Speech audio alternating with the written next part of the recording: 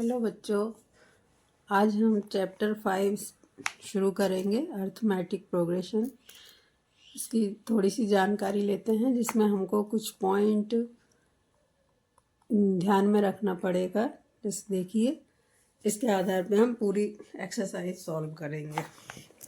सबसे पहले तो देखिए अर्थमेटिक प्रोग्रेशन एपी, इसको हम शॉर्ट में एपी बोलते हैं। ये होती क्या है?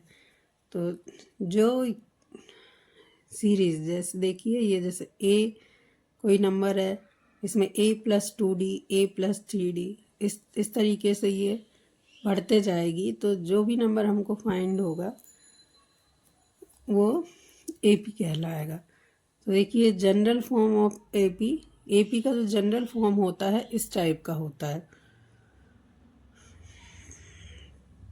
यहाँ पर ए जो होता है ये फर्स्ट टर्म होती है और डी होता है ये कॉमन डिफरेंस कहलाता है।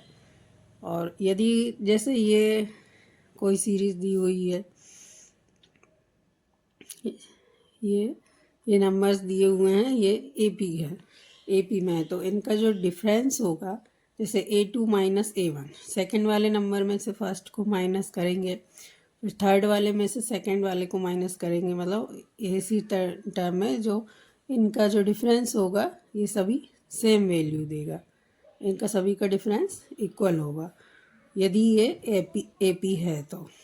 और is an AP first term A common difference D और nth term is given bye. यदि किसी एपी में फर्स्ट टर्म ए है, कॉमन डिफरेंस डी है और nth टर्म इस फॉर्मूले से दी जाती है। इसकी nth टर्म होगी, जैसे एपी में nth टर्म हमको निकालने के लिए कहा जाए तो हम इस फॉर्मूले का यूज़ करेंगे, जैसे an = a + n - 1 × d।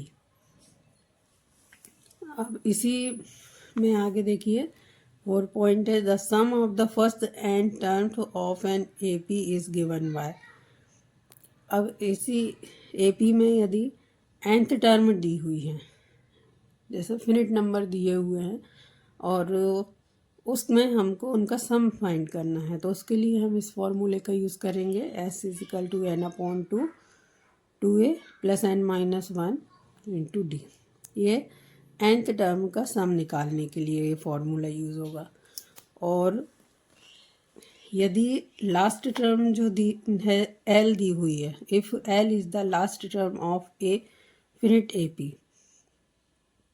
Finite AP का मतलब होता है जिसमें लिमिट में नंबर दिए हुए होते हैं, वो आगे तक नहीं जाती है, उसमें हमको लास्ट नंबर पता होता है, उसको फिनिट एपी बोलेंगे। तो जैसे लास्ट नंबर l दिया हुआ है तो nth टर्म, इसको यदि हम nth टर्म बोलते हैं, लास्ट नंबर जो है उसको nth टर्म मानते हैं, तो सम ऑफ ऑल टर्म, उन सभी टर्म्स का सम s = n/2a + l से शो किया जाएगा। इसी में अब आगे हम एग्जाम्पल सॉल्व करेंगे।